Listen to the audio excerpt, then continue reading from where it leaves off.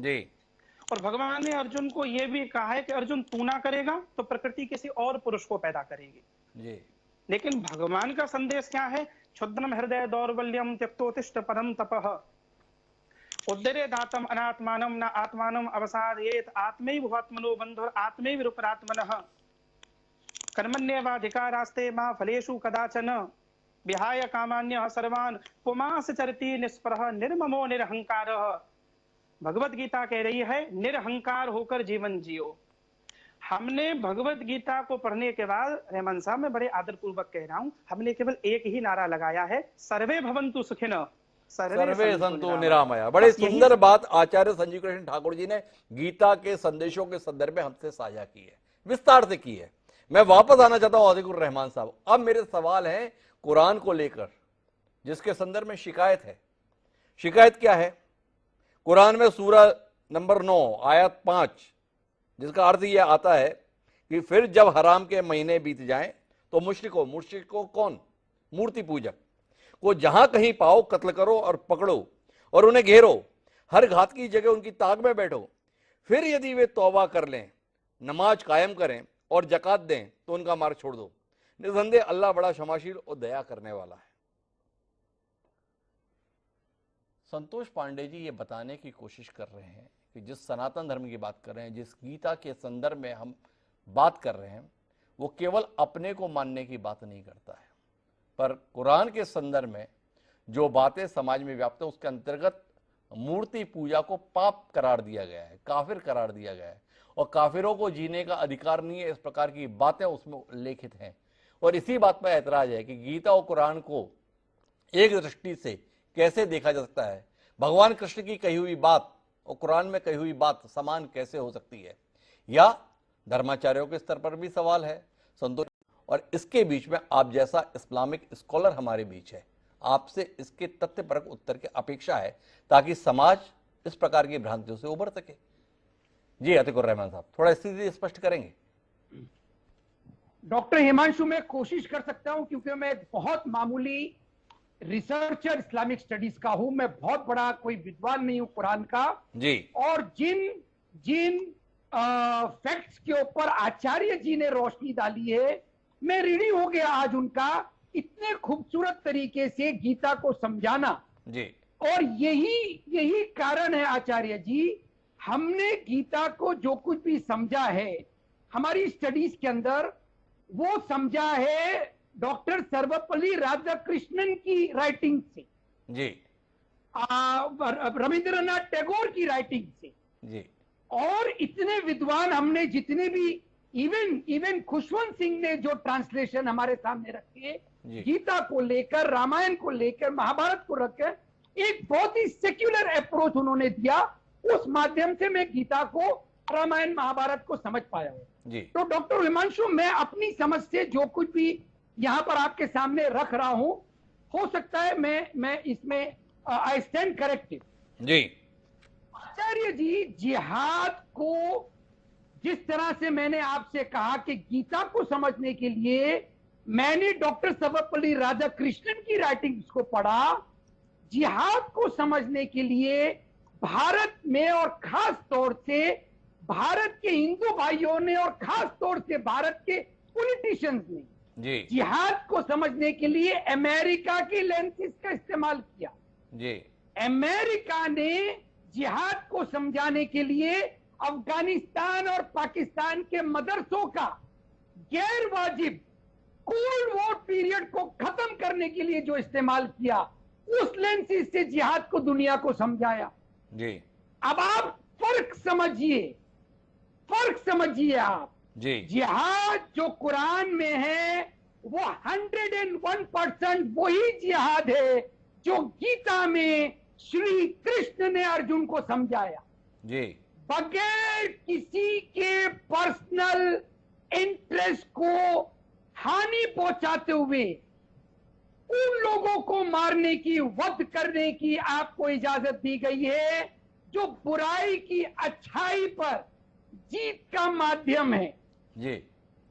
क्या पहला डॉक्टर साहब जो आपने सूरत का हवाला दिया, वर्सेस का हवाला दिए, वो बहुत बाद में आई है। जी सबसे पहली आयत जो आई जी कुरान में जिहाद को लेकर वो ये थी, जब प्रॉफेट मोहम्मद को बाध्य किया गया, उनके लोगों के साथ में दुर्व्यवहार किया गया, उनको सताया गया, उनका शोषण किया गया, उनको बाध्य किया गया कि वो मक्का से हिजरत करें, माइग्रेट करें मदीना, तो सुरक्षित जगह पर जाने पर मजबूर किया गया, अपना देश छोड़ने पर मजबूर किया गया। वो माइग्रेट हो गए मदीना में, जी आराम से आके अपने धर्म का प्रचार करने गए। एक नया धर्म था जो कि आइडल वर्शिप के विपरीत था। जी मदीना में आने के बावजूद मक्का के लोगों ने जंग की तैयारियां शुरू की, जी प्रॉफेट मोहम्मद को मारने की साजिश से तैयारियां शुरू की। जी प्रॉफेट मोहम्मद के लोग आए प्रॉफेट मोहम्मद के पास और कहा कि वो जंग की तैयारियां कर रहे हैं, जी इतना घोड़ा, इतना असला, इतना बारूद इकट्ठा कर रहे हैं, हथियार इकट्ठा कर रहे जी। हैं, आप हमें जिहाद का हुक्म क्यों नहीं देते? प्रॉफेट मोहम्मद आचार्य जी खामोश रहे।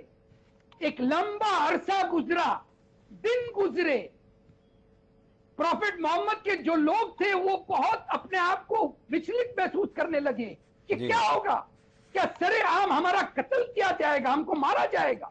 जी बहुत देर बाद में कुरान में अल्लाह ताला ने ये आयत नाजिल की कि मैदान जंग में उन लोगों से जाकर आप जंग करो जो तुम्हारे ऊपर जंग को लाद रहे हैं, जी जिहाद को लाद रहे हैं। जी ये वो मक्का के लोग थे, सिर्फ आइडल वर्शिपर नहीं थे आचार्य जी। आइडल वर्शिपिंग तो एंटीथीसिस थी इस्लाम के पैगाम की, लेकिन अल्लाह ताला ने आइडल वर्शिप के खिलाफ जंग का ऐलान नहीं किया है। उन लोगों के खिलाफ, उन आइडल वर्शिप के खिलाफ, वर्शिपर्स के खिलाफ जंग का ऐलान किया है जो प्रॉफेट मोहम्मद की जान लेने की साजिश कर रहे हैं, कॉन्स्पिरेसी कर रहे हैं। मैं अतिकुर रहमान साहब आपसे को थोड़ा रोकना चाहूंगा और थोड़ा इसे और विस्तार देने की अपेक्षा करूंगा। दो किस्म का जिहाद का उल्लेख मिलता है, मैंने कोशिश की अपना जितना भी अध्ययन कर सकूं।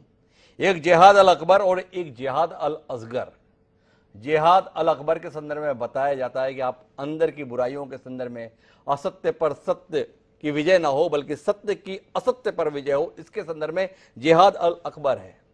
लेकिन आपका 1,500 साल का जो सफर है उसमें जिहाद अल अकबर कहीं खो गया और जिहाद अल असगर मतलब सशस्त्र संघर्ष वही सिर चढ़ गया। इतिहास भरा पड़ा है कि महमूद गजनवी सोमनाथ पर हमला करता है, शिवलिंग को ध्वस्त करता है, ले जाकर गजनी में जो है सीढ़ियों पर उनके टुकड़ों को बना देता है, चिनवा देता है। आज भी जितनी आतंकी घटनाएं आती हैं उसके संदर्भ में जिहाद कर रहे हैं, यही बताया जाता है, इस्लाम की स्थापना के लिए कर रहे हैं। क्या आप नहीं मानते हैं कि गीता का संदेश सनातन धर्म के जो धर्माचार्य हैं वो तो ठीक तरीके से पहुंचाने में कामयाब रहे, लेकिन जितने इस्लामी विद्वान हैं, मौलाना हैं, वो कहीं ना कहीं अपनी जिम्मेदारी निभाने में चूक गए। जो मोहम्मद साहब का व्यक्तिगत संघर्ष था वो पीढ़ियों के लिए तमाम उन लोगों को जो इस्लाम को नहीं मानते उनके खिलाफ संघर्ष में तब्दील हो गया। आज अगर आप मंदिर में जाते हैं तो एक बड़ी संख्या मुसलमानों की ऐसी है जो आपको दुश्मनों की निगाह से देख रही है। क्या आप नहीं मानते कि कुरान को सही रूप में समझाने में आने वाली पीढ़ियों को चूक गए इस्लामिक विद्वान, या इनकार करेंगे इस बात से? जी डॉक्टर साहब, मैं नहीं मानूंगा आपकी ये बात को, इसलिए जी जैसा कि मैंने कहा कि जिहाद के पूरे कॉन्सेप्ट को दुनिया के सामने सिर्फ और सिर्फ वेस्टर्न कॉन्सेप्ट के तहत समझाने की और समझने की कोशिश की गई है। आप अच्छी तरह से जानते हैं डॉक्टर साहब कि क्रिश्चियनिटी का और इस्लाम का बहुत बड़ा विवाद रहा है हिस्ट्री के अंदर जी। और कोल्ड वॉर को खत्म करने के लिए अमेरिका ने इस जिहाद का इस्तेमाल किया अफगानिस्तान और पाकिस्तान के मदरसे और वहां के मुल्लाओं को अफीम के ट्रेड में डालकर। खैर ये एक दूसरी कहानी है। मैं आचार्य जी और आपको, आपके दर्शकों को इस किताब का हवाला देना चाहूंगा। डॉक्टर साहब, war and peace in Islam, the uses and abuses of jihad, इसमें बहुत बड़े बड़े दुनिया के दानिश्वर इस्लामिक स्कॉलर ने जिहाद का वो सही और सच्चा रूप रखा है जो अवश्य आपने ठीक कहा कि हिंदुस्तान के मुसलमान मौलाना मौलवी और स्कॉलर इसको समझाने में असमर्थ रहे। क्यों असमर्थ रहे डॉक्टर साहब? क्योंकि देखिए, इस्लामिक हुकूमत जाने के बाद, मुगलों के जाने के बाद में जब ब्रिटिश आए तो ब्रिटिश ने एक डिवाइड एंड पॉलिसी के तहत एक बड़ी अच्छी साजिश रची कि अपने पैर भारत के अंदर गड़ाने। तो कुल मिलाकर अतीकुर रहमान साहब समझाना हमें ये चाह रहे हैं, उनसे हमारा संबंध टूट गया है, लेकिन वो समझाना ये चाह रहे हैं कि दरअसल लड़ाई तो इस्लाम और ईसाइयत के बीच थी, पर जब अंग्रेज भारत में आए तो उन्होंने योजनाबद्ध तरीके से इस जिहाद का स्वरूप बदल दिया और ये हिंदू और मुसलमान के बीच संघर्ष में तब्दील हो गया। बहरहाल हम इस चर्चा को आगे बढ़ाते हैं और सुभाष बत्रा जी के पास चलते हैं, जो कांग्रेस पार्टी के वरिष्ठ नेता हैं, हरियाणा से ताल्लुक रखते हैं, और सुभाष बत्रा जी से समझना चाहते हैं कि ये आपके तमाम नेता अपने ज्ञान के अतिरेक का प्रदर्शन करके अपनी ही पार्टी को संकट में डालना इतना पसंद क्यों करते हैं? शिवराज पाटिल तकरीबन चुनावी राजनीति से बाहर जा चुके हैं, क्या कांग्रेस को हर लिहाज से अब देश से बाहर कर देना चाहते हैं? ये सवाल जहन में आता है। क्या कहते हैं सुभाष बत्रा जी? डॉक्टर हिमांशु जी, पहले तो आपका बहुत बहुत शुक्रिया, आपने मुझे टेलीफोन पे कनेक्ट किया जी। मैं शिवराज पाटिल जी बड़े सीनियर लीडर कांग्रेस के रहे हैं जी, और भूतपूर्व स्पीकर भी रहे हैं, रक्षा मंत्री रहे हैं। मैं उनका, आपने मुझे वो बयान उनका पूरा सुनाया, मैंने सुना जी। मैं उनसे सहमत नहीं हूँ जी। देखो, गीता को, भगवत गीता को किसी से भी, किसी धर्म से कंपेयर करना जी, मैं, ये भी बड़ी एक छोटी सोच का एक वो विषय है जी। भगवत गीता के अंदर तो एक बड़ा स्पष्ट, जो हम मोटी मोटी बात समझते हैं, हम आचार्य नहीं है जी, हम कोई ग्रंथों को हमने पढ़ा नहीं है जी। मैं सिर्फ इतना कहना चाहता हूँ कि भगवत गीता के अंदर तो भगवान कृष्ण ने अर्जुन को उपदेश यही दिया था जी, अधर्म के खिलाफ धर्म, जी, धर्म की रक्षा के लिए युद्ध करो। उन्होंने ये नहीं कहा किसी की हत्या करो, उसकी रक्षा करो जी। उसका इंटरप्रिटेशन अगर आप सही मायने में जानना चाहते हैं जी। तो मैंने भी भगवत गीता की किताब पढ़ी है, मैंने पूरा उसको थारोली स्टडी किया है जी। मैं समझता हूँ उससे बड़ा कोई ग्रंथ, कोई चीज है ही नहीं इस दुनिया के अंदर जी। अगर उसका कंपैरिजन भी हम कुरान से या किसी से करें। कुरान को अगर आप उसकी डेप्थ में जाएं, ठीक है, ये उनके लिए एक इस्लाम एक धर्म हो सकता है जी। लेकिन वहाँ कहीं ना कहीं कट्टरपंथी नजर आती है जी। वहाँ कहीं ना कहीं एक जिसको कहते हैं ना सुन्नीवाद, एक वो लफ्ज कहाँ गीता और कहाँ कुरान, ये it is a big difference I tell जी। तो इसलिए मैं तो समझता हूँ, मैं तो ये गीता को, भगवत गीता को मैं तो अपना धर्म मानता हूँ, अपना सब कुछ मानता हूँ। इसमें राजनीति नहीं आनी चाहिए, पॉलिटिक्स, इसको कांग्रेस बीजेपी इसकी तुलना भी नहीं करनी चाहिए ये एक धर्म का अपमान है।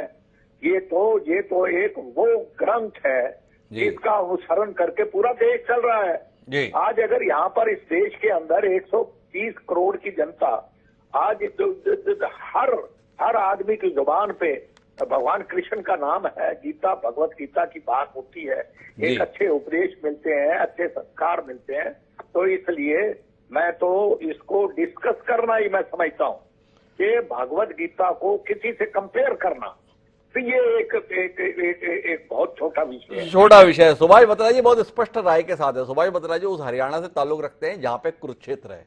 कुरुक्षेत्र वो जगह है जहां पर भगवान कृष्ण ने अर्जुन को गीता का उपदेश दिया था। तो उस हरियाणा में रहने वाले सुभाष बत्रा जी शिवराज पटेल के बयान को भी खारिज करते हैं और निश्चित रूप से संतोष पांडे जी को आनंदित भी करते होंगे।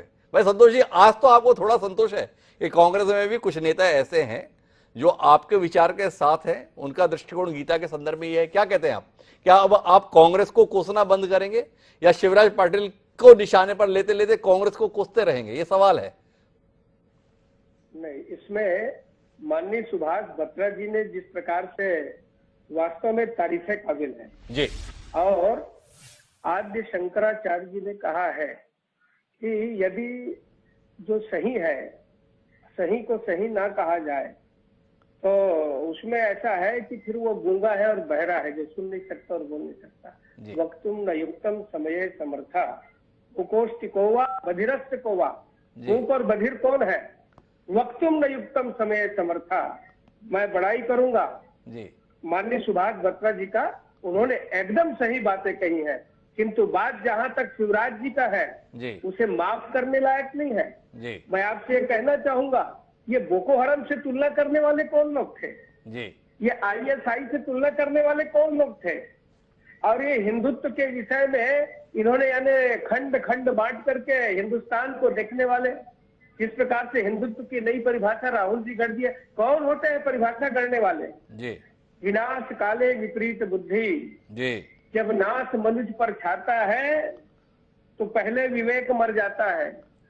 इनका विवेक समाप्त हो रहा है और समय समय पर जो इस प्रकार की बात करते हैं, और जब जब चुनाव आता है, ये भगवा आतंकवाद की बात कहने वाले इन्हीं के लीडर थे, इन्हीं के लीडर हैं। ये संतोष पांडे का नाम, पर संतोष पांडे जी मैं थोड़ा विषय पर रह लेता हूँ।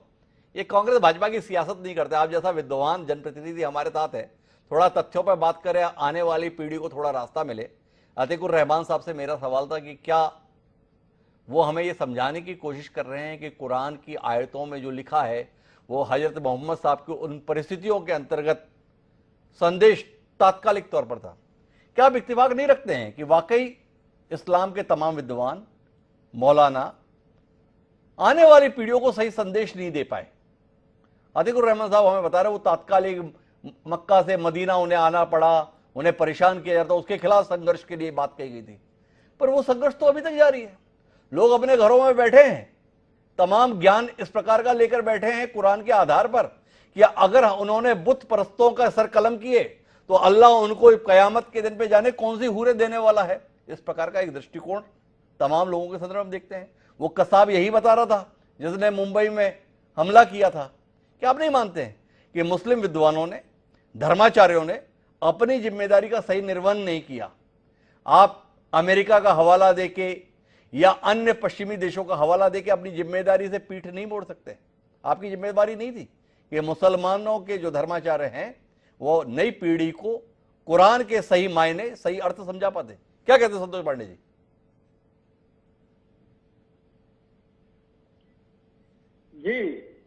जी, ये वास्तव में समयानुसार मेरी आवाज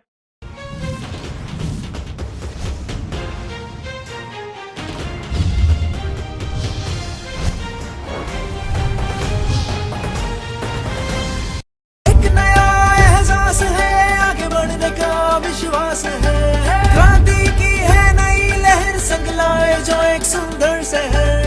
अपनाओ शुरुआत में इस एक बार जहां हो, पैसे और समय दोनों बचाए, संग अपनों के खुशी के लम्हे बिताए, गेहूं सुरक्षित बढ़िया उपज पाए, से ज्यादा मंडी में कमाए। PI का अवकीरा, गुल्ली डंडे पर काबू, बुवाई से कटाई तक।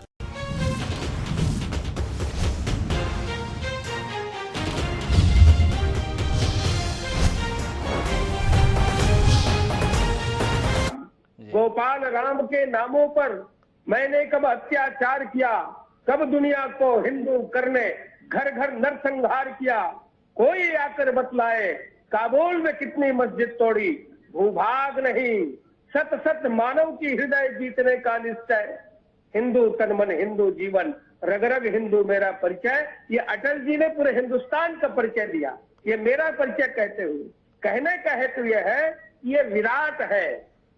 और पहले जिस प्रकार से आचार्य जी ने कहा कि सबके सुख की कामना करना जी, और सबके दुख में दुखी होना जी, यही हमारा धर्म कहता है जी। और आज के तारीख में जिस प्रकार से मैं फिर कहना चाहूंगा माननीय डॉक्टर साहब ये बीच बीच में जिस प्रकार से ये गंदगी फैलाई जाती है, और पहले तो कहते थे कि हम धर्मनिरपेक्ष है, हम ये है, किंतु आजकल वो सब छोड़ करके, वो गठरी को छोड़ करके, और जिस प्रकार से ये कर रहे हैं, जब ये बंगाल में जाते हैं, आसाम में जाते हैं, चुनाव में उत्तराखंड में जाते हैं, जब केरल में जाते हैं, तो इनके अलायंस और समझौते आप समझ रहे हैं।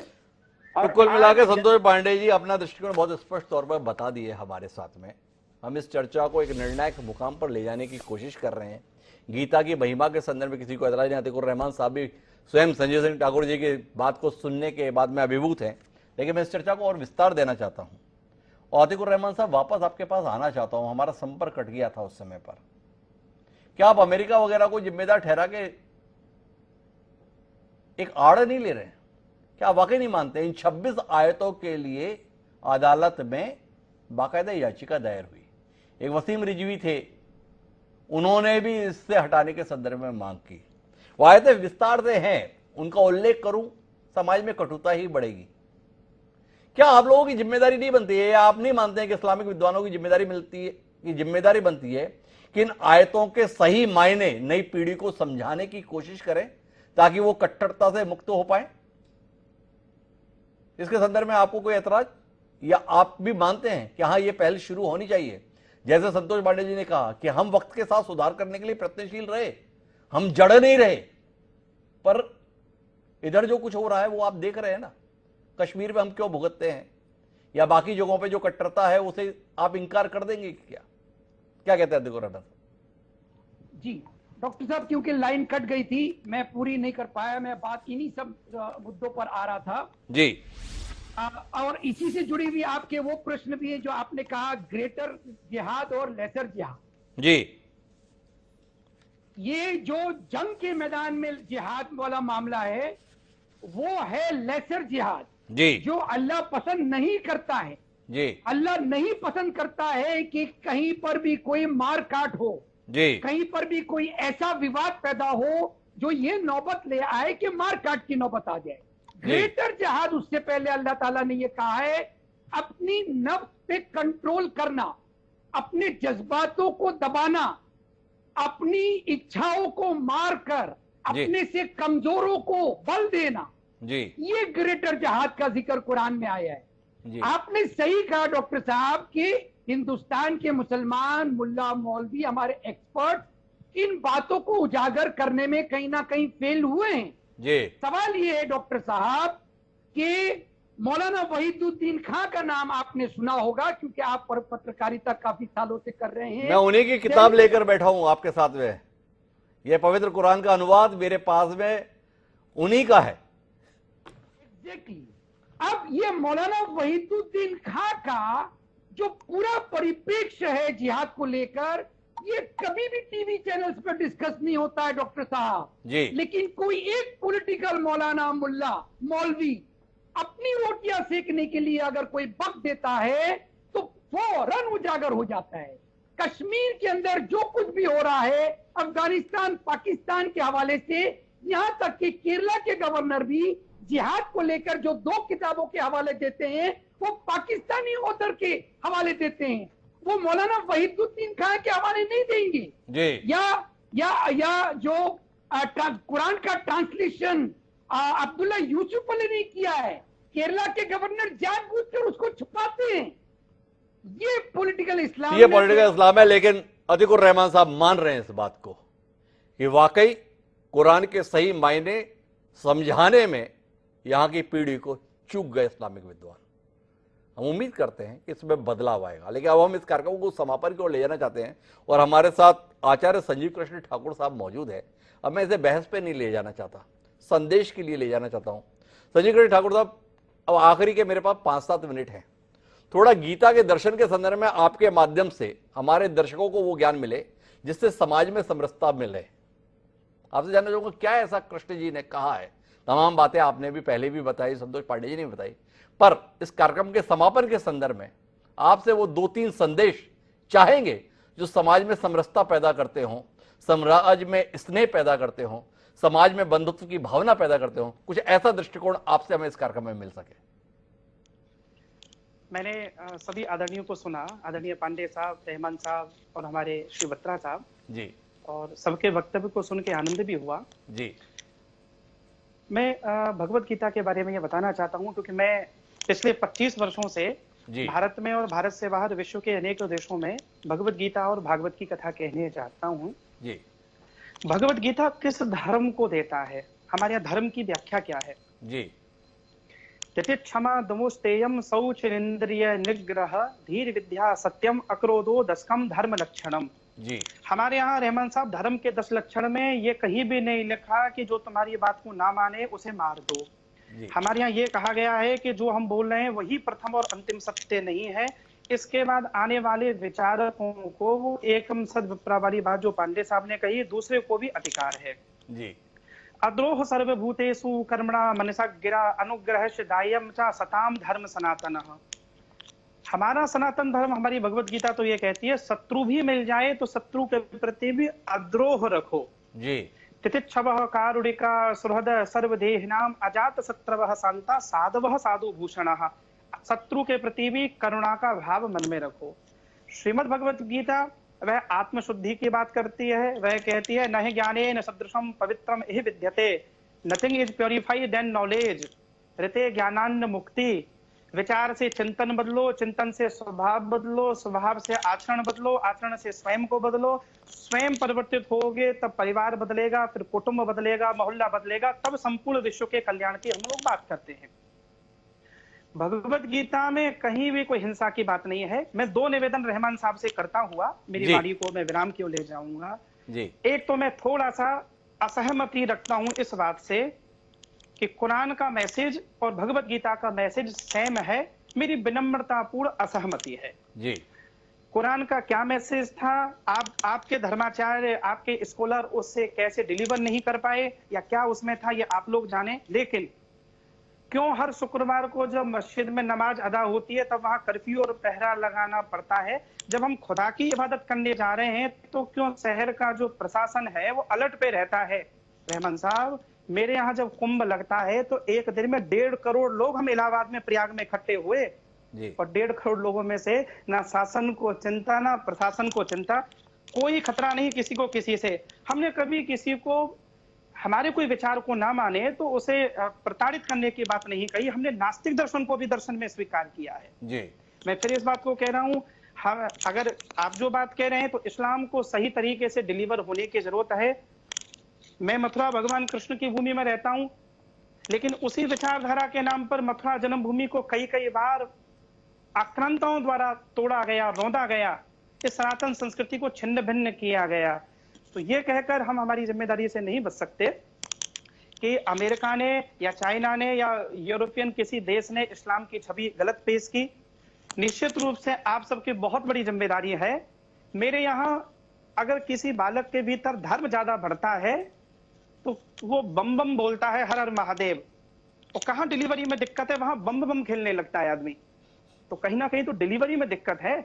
मेरे यहाँ तो आत्मानुशासन की बात है, तो वहां कहाँ डिलीवरी में दिक्कत है? आप सबको चिंतन करने की आवश्यकता है। हम आप सब मिलकर एक अच्छे भारत का निर्माण करें। 21वीं सदी प्रेम की सदी हो, लेकिन आप लोगों की जिम्मेदारी बहुत ज्यादा है, बहुत ज्यादा है। आचार्य संजीव कृष्ण ठाकुर जी ने आने वाले समय के लिए एक सीधा संदेश दिया। मुझे लगता है कि अतीकुर रहमान साहब कमोबेश उसी मोड़ पर है। उनका भी मानना है कि सब कुछ सुंदर होना चाहिए, सुखद होना चाहिए, शांतिपूर्ण होना चाहिए। कहीं ना कहीं कोशिश करने की जरूरत है। शिवराज पाटिल जी के बयान के साथ में तनाव नहीं बढ़ना चाहिए, बल्कि उस बयान के बाद जिम्मेदारी बढ़ जाती है हम सबकी कि हम उन कारणों को खोजें जिस कारण से ये तनाव बढ़ता है और उस तनाव को खत्म करने की कोशिश करें। आप चारों मेहमानों का बहुत बहुत धन्यवाद। खासतौर पर सुभाष बत्रा जी का मैं विशेष तौर पर धन्यवाद देना चाहूँगा। उन्हें बोलने का बहुत समय नहीं मिला, पर उन्होंने कम समय में ही जितनी ईमानदारी के साथ अपने दृष्टिकोण को साझा किया, वही इस देश की सनातन संस्कृति रही है। उस सत्य के लिए उनका साधुवाद और आप सभी मेहमानों का बहुत बहुत धन्यवाद। समय है अब आज की प्रासंगिक पंक्तियों का, आज के शेर का। तो हमारा आज का शेर आने वाली चिंताओं को साझा करते हुए कि जलाए हैं दिए तो फिर हवाओं पर नजर रखो, जलाए हैं दिए तो फिर हवाओं पर नजर रखो, ये झोंके एक पल में सब चिरागों को बुझा देंगे। अनवर जलालपुरी साहब ने क्या कमाल का ये शेर कहा था। समाज के जो जिम्मेदार लोग हैं उनकी जिम्मेदारी बनती है कि वह मुंह से जब कोई भी बात बोले तो ऐसी बोलें जो समाज में सद्भाव का निर्माण करे, ना कि तनाव का। क्या जिम्मेदार लोग इस बात को ध्यान में रख पाएंगे, इस बात पर हम विचार करें। और इसी के साथ अब मुझे याद दें, अब हमारी मुलाकात त्योहार के बाद ही होगी। आप सभी को दीप पर्व की हार्दिक शुभकामनाएं और मुझे दीजिए याद। सादा बड़ा।